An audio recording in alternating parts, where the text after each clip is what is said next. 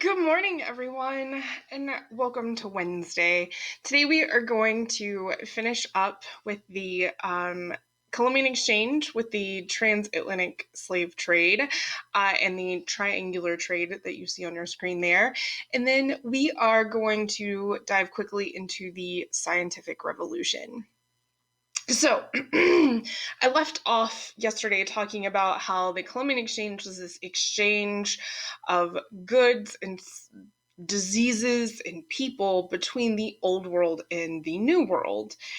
So, what does this trade look like exactly? Well, once Europe had firmly established their control over the New World with all of these different colonies set up, all of these different people in charge that they trusted, there was this trade system that emerged, and that's called the triangular trade. And the reason why it's called that, as you see on your screen, is because it's set up for this triangle to emerge between the old world and the new. So, how this actually worked was you took raw materials from the Americas and shipped them to Europe. And then in Europe, they would take them and they would take these raw materials and make them into manufactured goods. And that brings us to the second leg of the journey. The manufactured goods would then go from Europe into Africa. And that is because um, Europe had colonies um, in Africa that traded with the native Africans and the natives in Africa. So they would sell the manufactured goods or exchange the manufactured goods for other resources. And unfortunately, in this case, some of those resources were slaves. So the rest of the manufactured goods and these slaves would then make the third and final leg of the journey to the Americas. And so, thus, the transatlantic slave trade emerges. So, the New World was very much set up in the plantation style, which were just large agricultural estates. So, in North America, in the United States, it was called plantations. In South America, it was called encomiendas, basically the Spanish version of plantations. So, native populations were at first forced to work in these large plantations, but they were wiped out mostly by diseases and because they were fighting back. Duh. So they imported slaves from Africa to work in these huge sugar plantations, eventually tobacco plantations. Now, you will often hear that the reason why Europeans used African slaves is because they were immune to these old world diseases. And while, yes, they had been exposed for quite some time to the old world diseases, this was not exactly the case. They used African slaves because it was the easiest resource to get a hold of. And I hate saying that because it's a human life. That's also the truth of the matter. Because once African leaders of tribes found out that the Europeans were willing to pay good money, or what they thought was good money, for human life, they started to sell off. And the reason why they did this is because tribes would oftentimes fight with one another, and the losing tribe would be assumed into the winning tribe. And depending on your station, depending on who you were, dependent on what position you held in the new tribe. Oftentimes, warriors who were the best, who struggled with assimilating, would be sold into slavery because they didn't want them apart. They didn't want to tear the tribe apart, so they would just get rid of them. So that meant that either you were assumed into the tribe like women and children were, like you would just marry into the new tribe, or you would just be assumed. Warriors and other people who fought back were forced into slavery in those own tribes. And if if you had an excess of them, you would just get rid of them. It's a terrible practice. And it sounds like I'm justifying it. I'm not at all. So you have the triangular trade emerge. Europe to Africa, Africa to the Americas, and the Americas to Europe. So the Americas to Europe would actually send back, the tobacco, the sugar, the molasses, the raw cotton. The Middle Passage, that third leg of the journey, the Africa to the Americas, those slaves, was the most deadly and horrific trip possible. So the Middle Passage, that portion of the Atlantic, would become one of the largest grave sites probably in human history. Historians don't actually know the number of Africans who died on these slave ships, but it's a lot.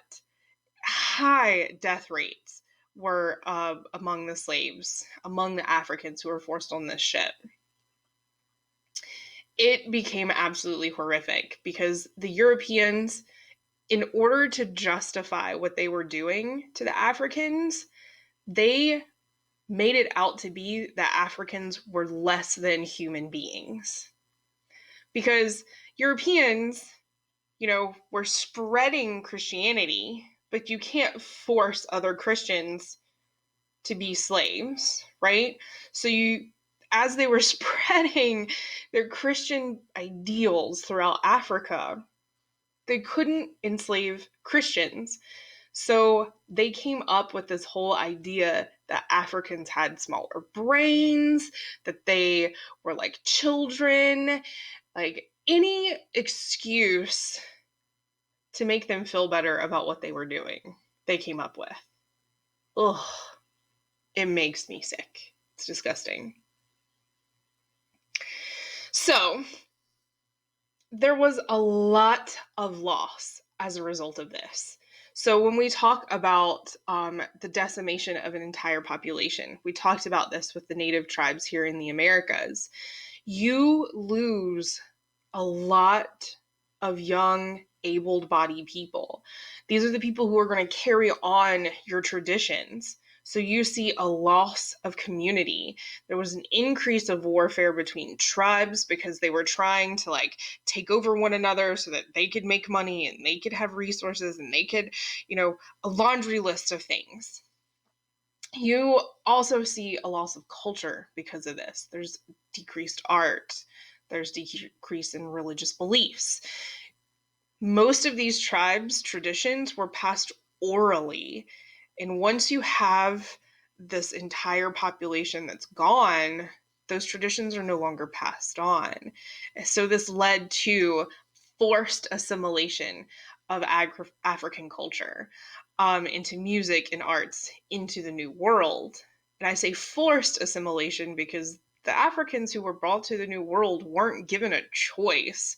You had to do it or you were severely punished. So Africans, we can, thank for a lot. If it wasn't for them, some of the music styles that we all listen to today would not exist. You also have a lot of the art would not exist. I know, it's still terrible. It's still terrible. So this is a picture of kind of what the Middle Passage ships would look like. One side of your screen is a ship layout of how they were going to get the most slaves. They were trying to maximize their space. So what they would do is have two levels, and they would have each of the slaves lie on their backs and they would just cram people into it. So if it looks like there's a little bit of space in between, those are like human bodies that they took the time to draw out to know exactly how many they could fit in. Disgusting. Absolutely disgusting. So where did these slaves go? Well, they went from Brazil all the way to Georgia, South Carolina, New World. And they came from along the west coast of Africa. The majority of them actually came into Brazil. Brazil had the largest tobacco and sugar plantations, before the United States. So approximately 5 million slaves were brought into Brazil and 4.5 million into the West Indies. And the West Indies is the Caribbean. That's Cuba, Haiti. It's Santo Domingo. Yeah. So you have all of these slaves that were brought here. Haiti would be impacted the greatest, excuse me, words escape me this morning, would be impact the greatest because when they fought for their independence, they would become the first successful slave revolt and establish an all Black government. Amazing. We'll talk more about that.